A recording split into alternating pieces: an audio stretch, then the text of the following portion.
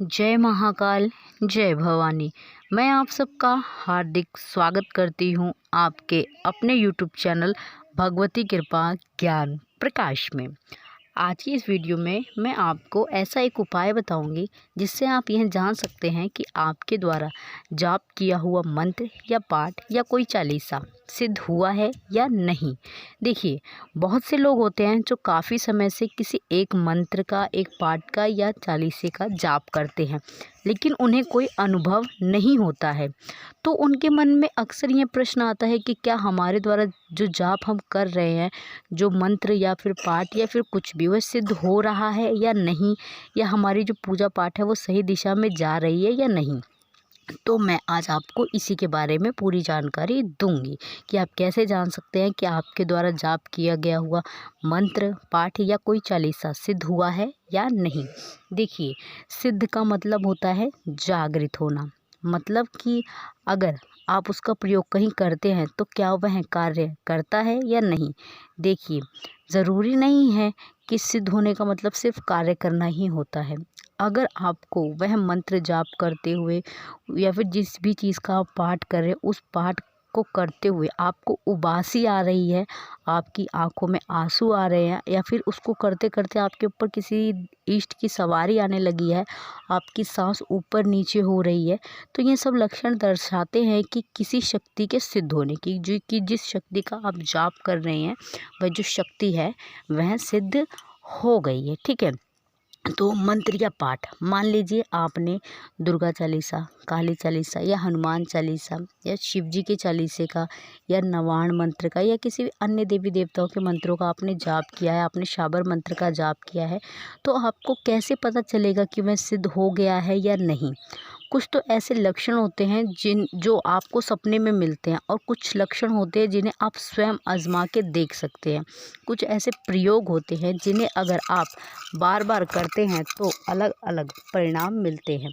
कि जैसे आपका कोई मंत्र है या चालीसा किया है, अगर किसी के घर में प्रेत बाधा है तो संकल्प लेकर 11 बार, अब मान लीजिए आपने हनुमान चालीसा या काली चालीसा कुछ भी सिद्ध किया है, ठीक है, तो आप संकल्प लेके 11 बार उसका पाठ करके आपको एक लाल मूली लेनी है जो हाथ पे हम बांधते हैं। एक बार उस चीज़ का पाठ करें और उसमें एक गांठ लगा दें, फिर दोबारा पाठ करें, फिर दूसरी गांठ लगा दें। इस प्रक्रिया में आपको 11 बार पाठ करके 11 गांठें लगा लेनी है। और प्रार्थना करो, हनुमान जी का नाम लेके उनसे प्रार्थना करो, उनके नाम की जोत जलाओ और उस व्यक्ति का नाम लो जिस व्यक्ति के लिए आप यह कर रहे हो, वो धागा बना रहे हो जिसके ऊपर वह प्रेत बाधा है, उसका नाम लेकर, उसका पिताजी का नाम लेकर हनुमान जी की जोत के आगे हनुमान जी के से प्रार्थना करो। उस व्यक्ति के ऊपर की जो भी बाधा है, हनुमान जी महाराज उस व्यक्ति के ऊपर जो भी बाधा है, ठीक है, उस बाधा को आप दूर करो। मैं आपके द्वारा यह हनुमान चालीसा से अभिमंत्रित करके बना रहा हूँ, कृपया करो, विनती स्वीकार करो। और इस व्यक्ति के शरीर में जो भी प्रेत रोग बाधा है उसे हटाओ। फिर उसे जोत पर से 7 बार उतार कर उस व्यक्ति को पहना दो। फिर अगर उसे आराम मिलता है तो समझ लेना कि आपका जो चालीसा है या जो मंत्र है आपका वह सिद्ध हो गया है। इसी प्रकार से आप मंत्र भी कर सकते हैं।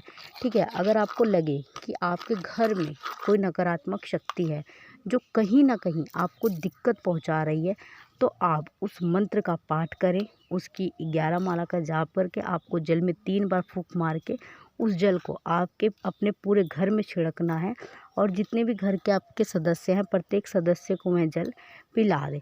और अगर आपको उसके बाद आराम लगे, आपको ऐसा लगे कि हाँ कुछ बदलाव हुआ है, तो इसका मतलब यही है कि आपका जो मंत्र है वह सिद्ध हो चुका है। तो इस प्रकार से भी आप जान सकते हैं कि आपके द्वारा जाप किया गया हुआ मंत्र या पाठ या चालीसा सिद्ध हो चुका है। एक और तरीका होता है, वो होता है भभूति का, जो आप अपने घर में अपने इष्ट देव के आगे भभूति जलाते हैं, धूप बत्ती या अगरबत्ती जलाते हैं, उसकी थोड़ी सी धूप आपको अपने हाथ में लेनी है और अपने मंत्र को पढ़ते हुए उसको रगड़ना है। 11 बार आपको वो मंत्र पढ़ना है और एक हथेली में धूप बत्ती को रख लेना, उसकी जो राख होती है, और एक उंगली से उसको रगड़ते रहना है कंटिन्यू, जब तक आप 11 बार वह मंत्र पढ़ रहे हैं। उसके बाद उसमें 3 बार फूंक मार के किसी पुड़िया में बांध के वह उस व्यक्ति को दे दें जिसको स्वप्न आते हैं, डरावने उल्टे सीधे स्वप्न आते हैं, स्वप्न में गंदे गंदे दृश्य दिखते हैं, उस व्यक्ति को वह पुड़िया दे दे और उसे कहे कि रात को इसको तकिया के नीचे रख के सो जाए।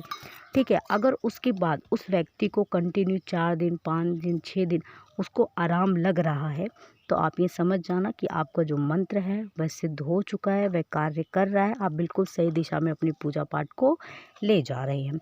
मैं आशा करती हूँ कि आपको मेरे द्वारा दी गई हुई यह जानकारी पसंद आएगी। चैनल पे पहली बार आए हैं तो चैनल को सब्सक्राइब करना ना भूलें, बगल में जो बेल आइकन है उसको अवश्य प्रेस करें। कमेंट में जय माँ काली, जय माँ भवानी अवश्य लिखें। वीडियो को अधिक से अधिक लोगों के पास शेयर करें। मैं बाबा भोलेनाथ और माँ भवानी से आप सबके लिए प्रार्थना करती हूँ कि वह आप सब पर अपनी कृपा दृष्टि सदैव बनाए रखें। आप सब लोग हमेशा खुश रहें, खुशहाल रहें।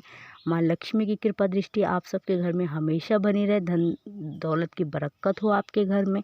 माँ भवानी, माँ काली हर एक बुरी नज़र से, हर एक बुरी बला से आप लोगों को बचा के रखे। धन्यवाद। जय महाकाल, जय भवानी।